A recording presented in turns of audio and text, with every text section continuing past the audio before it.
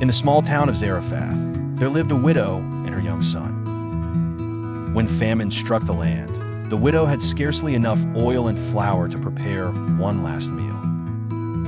But when the prophet Elijah came seeking refuge, the woman shared her meager food with him, trusting his word that the Lord would provide.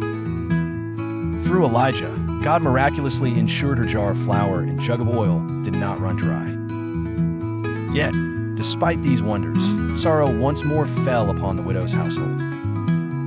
Her beloved son grew desperately ill, and after days of suffering, the child breathed his last.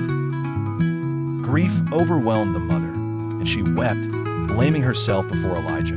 "What have you against me, man of God? Have you come to bring my sin to remembrance and cause the death of my son?" Elijah was deeply moved by her anguish.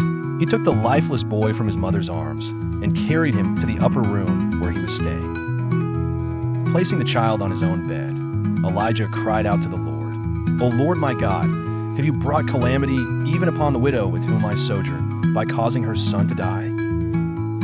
With great faith, Elijah stretched himself out over the child 3 times and pleaded, "O Lord my God, let this child's life come into him again." God heard Elijah's prayers.